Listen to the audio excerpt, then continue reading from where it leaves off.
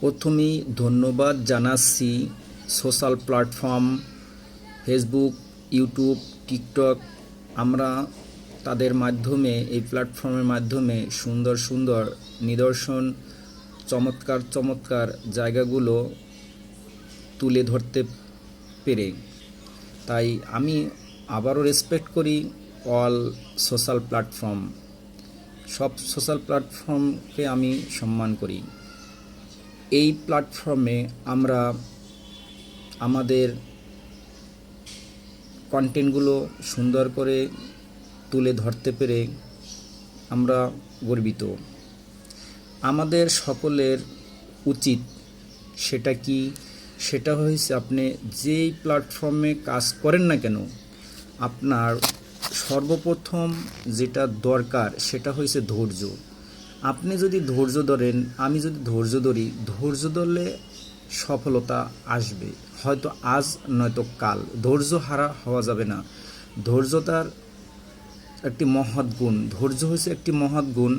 ধৈর্য ধরে থাকুন, ধৈর্য ধরে লেগে থাকুন, সফলতা আসবে। সেটা কর্মক্ষেত্রেও, চাকরি বাকরি ক্ষেত্রেও, সকল ক্ষেত্রেই।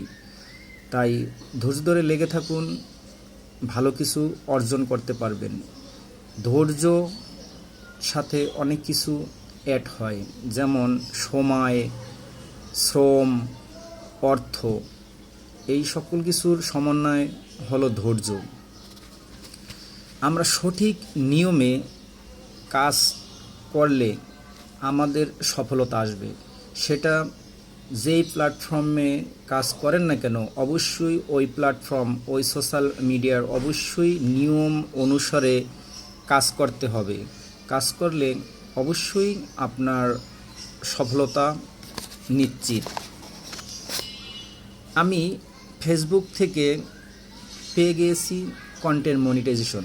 এটা অনেক কষ্ট, অনেক শ্রম, অনেক ধৈর্যর পরে। কারণ আমার মাত্র ৭৫০০ ফলোয়ার ছিল, তাই আমি ফেসবুক থেকে কন্টেন্ট মনিটাইজেশন পেয়ে গেছি। অনেকের পরিবারে ৫০,০০০ ফ্যামিলি মেম্বার আছে, ৫০,০০০ ফ্রেন্ড ফলোয়ার আছে, কিন্তু তারাও পায়। টার্গেট ছিল যে ধৈর্য ধরে কাজ করব, অবশ্যই সফলতা আসবে।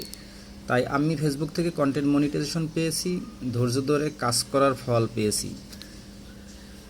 সবাইকে বলবো, যেই সোশ্যাল মিডিয়ায় কাজ করেন না কেন, ইউনিক ইউনিক কন্টেন্ট তৈরি করুন। অবশ্যই পাবলিক চায় ইউনিক ইউনিক কন্টেন্ট। আর যে কোনো প্ল্যাটফর্ম হোক, নোংরামি কোনো কন্টেন্ট তৈরি করবেন না। নোংরামি কন্টেন্টের বিপরীতে কাজ করুন, শালীন কন্টেন্ট তৈরি করুন।